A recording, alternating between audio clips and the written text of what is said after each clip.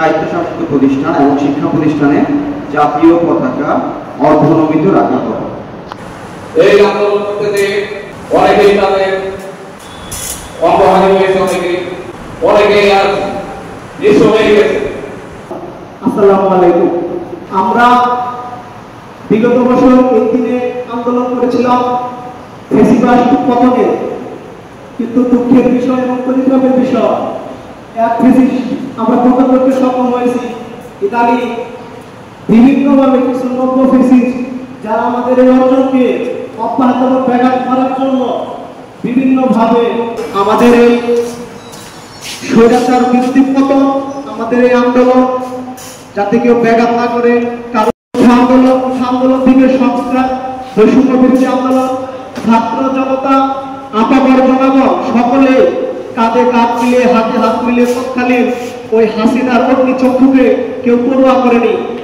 নিরস্ত্র মানুষ দাঁড়িয়েছিল আবু সাইদ, তাকে পুলিশ আপনার সকলে টেলিভিশনে দেখেছেন কিভাবে গুলি করেছে। শুধু আবু সাইদ না, আবু সাইদের মতো হাজারো ভাই এই 24 অভ্যুত্থানে জীবন দিয়েছে। আমাদের ধামরাই থেকেও দুজন শহীদ বিপ্লব এবং শহীদ ইকরামুল হক সাজিদ দুজন শহীদ হয়েছে। এটা হয়তো আমরা ধামরাইয়ে অনেকেই জানি না।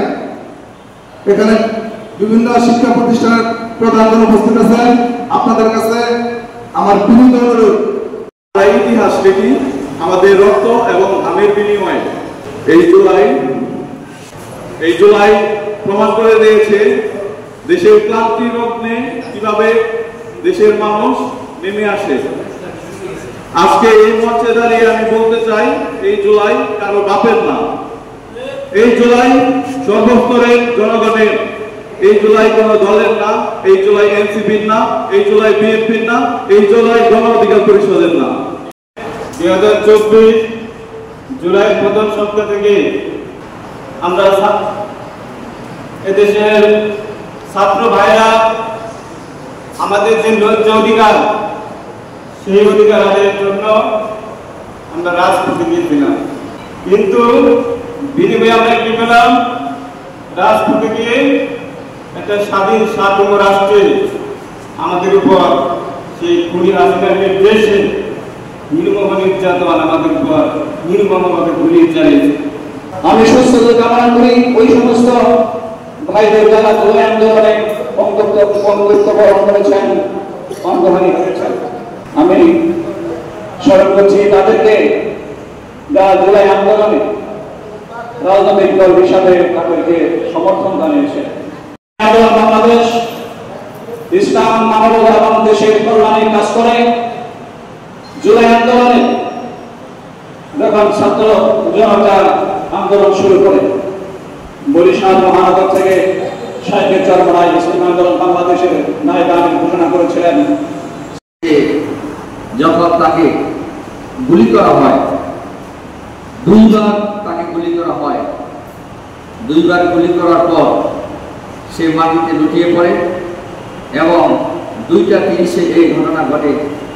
পরবর্তীতে 3:05 মিনিটে যখন রংপুর মেডিকেল কলেজে তাকে নিয়ে যাওয়া হয়, বিশেষজ্ঞ ডাক্তার কিন্তু তাকে মৃত ঘোষণা করা হয়। পরবর্তীতে যখন তার ময়নাতদন্ত করা হয়, যে সংগ্রাম হয়েছে, যে রক্ত দান হয়েছে, এটা আমরা তো স্মরণ করবই, তবে এটার সূচনা জুলাই মাসেই নয়।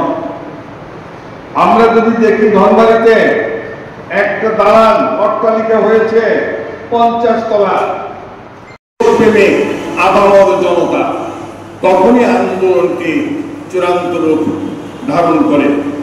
2000-এর বেশি শহীদ হয়েছে এবং প্রায় 30,000-এর মতো ছাত্র জনতা আহত হয়েছে। আমাদের একজন ছাত্র প্রতিনিধি যিনি আহত হয়েছেন আমাদের মাঝেই আছেন। তো ওনাদের যে এই আত্মত্যাগ, ওনাদের যে বলিদান, রক্তদান, এটা কিন্তু শুধু এই চাকরি কোঠা বা চাকরিতে মেধা নয় কোঠা নয় মেধা, এরকম বিষয়ের জন্য না, সকল ক্ষেত্রে যাতে বৈষম্য না থাকে। বিভিন্ন শাসনামল নিয়েছে এবং একে পর একে যখনই কোনো শাসক বা শোষক সে অত্যাচার করার চেষ্টা করেছে, বাংলার মানুষ তাকে বিতাড়িত করেছে। আমরা ব্রিটিশ বিরোধী আন্দোলন করেছি, আমরা পাকিস্তানিদের বিরুদ্ধে আন্দোলন করেছি, আমরা ঘরে আমাদের নিজেদের শাসকও যখন আমাদের উপর অত্যাচার করা শুরু করেছে, আমরা তাকেও বিতাড়িত করেছি। যারা প্রত্যক্ষ শহীদ হয়েছে, আল্লাহ শহীদ হয়েছে, অধিকার আদায় করেছেন, আল্লাহ সেই শহীদ ভাইদেরকে আপনি কবুল করে দিন। আল্লাহ যদি মরণে চলে বলা আর সেই জন্য যদি তাদের কবর মাথা করে থাকেন বলা, আল্লাহ কবরকে আপনি জান্নাতের টুকরা বানাই দিন। আল্লাহ অন্ধকার করে সে বেহেশতে না করে তৌফিক দান করুন। আল্লাহ পাক দিন মুসলিমদের দিন বলা আপনি মানুষের মানুষ হিসেবে তাকে জান্নাতে পৌঁছে দেন। আল্লাহ যারা